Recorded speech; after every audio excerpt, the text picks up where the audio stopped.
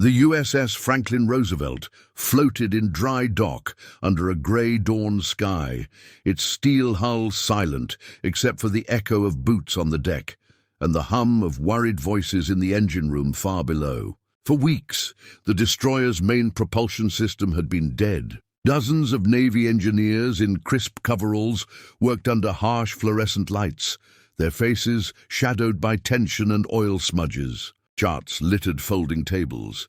Manuals lay open, pages dog-eared and greasy. Someone coughed nervously each time a higher-ranking officer stepped inside, hoping for good news that never came. Time was slipping through calloused hands. Chief Engineer Miller, a young officer with sharp eyes and sleeves rolled high, leaned over a mess of wiring that seemed more alive than dead metal should be.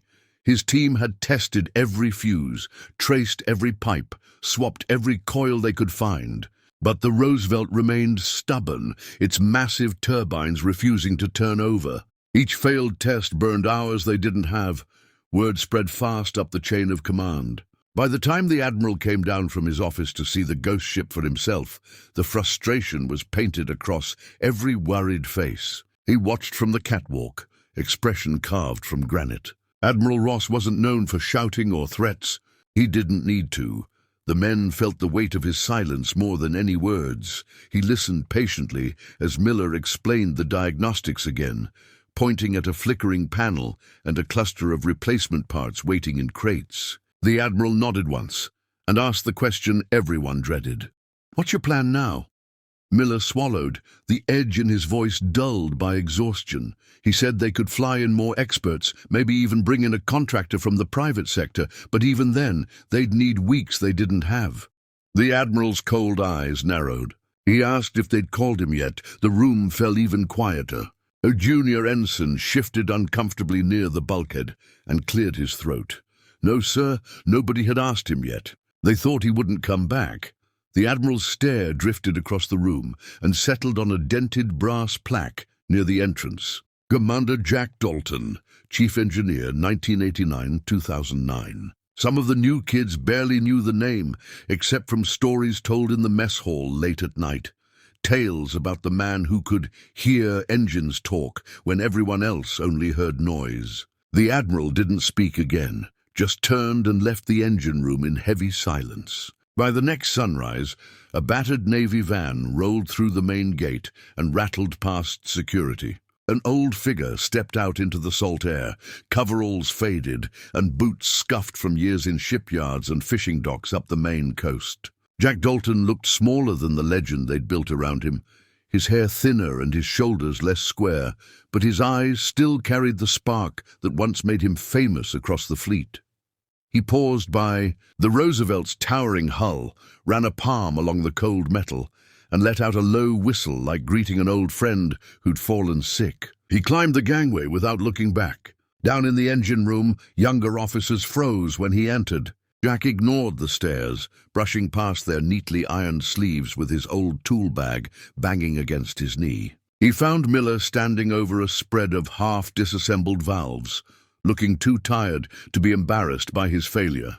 Jack set his bag down and looked at the maze of steel, copper, and rubber with the easy calm of someone who knew this beast better than he knew himself. Without a word, he bent to inspect a cluster of pipes near the base panel, tapping them with his knuckles, listening for hollow notes or clicks that betrayed secrets younger ears couldn't catch. After an hour, he asked for a pencil. The ensign nearest to him jumped to hand one over. Jack flipped it behind his ear and slid under the turbine casing on his back, ignoring the cold oil that seeped through his coveralls. He called out for a wrench, then a flathead, then a flashlight. Tools passed down from above like prayers in a chapel. Miller watched, arms folded tight across his chest, hoping the old man's stories were true. Every clang and scrape seemed to breathe life back into the room that had felt like a tomb for weeks. The Admiral returned just before dusk, finding Jack on his knees, sleeves filthy, hair stuck to his forehead with sweat. Jack didn't stand up or salute. He just tilted his head up, nodded once, and asked for chalk. An ensign blinked, confused, but dug out a piece from an old box by the tool bench. Jack grinned, stuck the chalk behind his ear next to the pencil, and leaned back under the open panel again. He tapped metal with the flat of his wrench, listening for vibrations that nobody else could feel. The younger engineers leaned closer over the railing, their doubts softening into flickers of belief. By the time the last of the fluorescent lights flickered on for the night, the air in the Roosevelt's belly felt charged with something it hadn't held in weeks. Hope. Jack crawled out from under the turbine one final time and pushed himself up, his knees creaking. He scanned the crowd of officers who'd gathered around him. He squinted at the Admiral, lifted the chalk, and tapped it gently against the cold steel casing of the Roosevelt's heart. A faint smile tugged at the corner of his mouth. "She's been trying to tell you boys this for weeks," he rasped, voice low but certain. "You just didn't listen close enough." Jack stood up slowly, feeling every mile he'd put between himself and this ship all those years ago. He wiped the chalk dust on his coveralls and waved Miller closer. The young chief engineer leaned in as Jack pointed with the chalk at a narrow pipe twisting behind a tangle of larger conduits.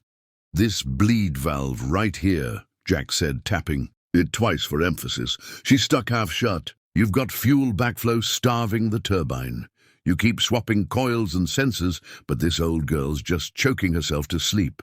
The Admiral watched, arms folded, eyes unblinking. Miller nodded, swallowing the frustration and embarrassment like a lump in his throat. He gestured to his crew, and a junior engineer scrambled for a wrench. Jack didn't move aside. He squeezed his shoulders past the younger man, taking the tool himself. The clink of metal echoed across the engine room as Jack loosened the valve with hands that still remembered every turn, every stubborn bolt. Oil dripped onto the floor plates, but no one cared. It was the sound of hope. The young mechanics exchanged glances, half grinning despite the sweat and grime on their brows. Jack signaled for the ignition test once the valve was free. The Admiral gave the nod. Miller threw the switch, and the engine rumbled like thunder rolling in from a distant storm. The turbine stuttered once, twice, then roared to life, drowning out the scattered cheers that burst from the catwalks. Vibrations rattled the metal railing under Jack's boots. He closed his eyes for half a second, letting the deep hum of the Roosevelt's beating heart rumble through his bones. For a moment, he was young again, sleeves rolled up, salt air on his face. When he opened his eyes, the Admiral was standing right in front of him. The two men, generations apart yet bonded by iron and oil, shook hands without words. Around them, the engineers scrambled to check readings, recalibrate gauges, and record the miracle they'd just witnessed. Jack just let them do it. He stepped back, leaned against the bulkhead, and pulled an old handkerchief from his pocket to wipe the sweat from his neck. Nobody rushed him. They all knew they were looking at the man who'd saved the Roosevelt when blueprints and computers couldn't. One of the younger sailors, maybe 19, stepped forward, wide-eyed and curious. He asked Jack how he knew it was the valve when everyone else missed it. Jack chuckled, stuffed the rag back in his pocket, and told him engines talked if you knew how to listen. Machines, he said, were stubborn creatures. They hated to be ignored. The kid laughed nervously but nodded like he'd just heard gospel.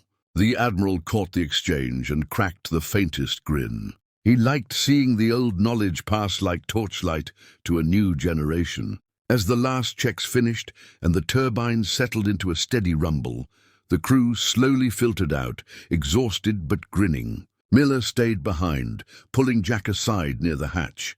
He thanked him quietly, saying he hoped someday he'd learn to hear engines the same way. Jack clapped him on the shoulder and told him he would, if he stopped fighting the metal and started listening to it instead.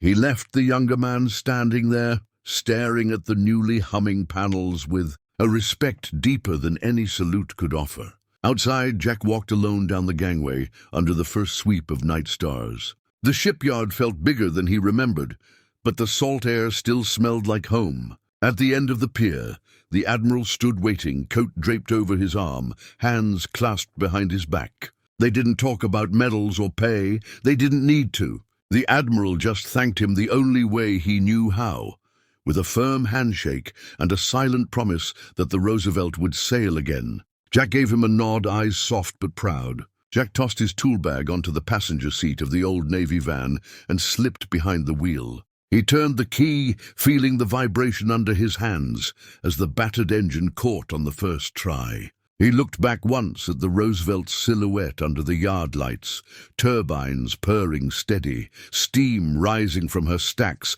like a breath returned. He didn't need to stay for the speeches or the handshakes. He'd done what he came to do.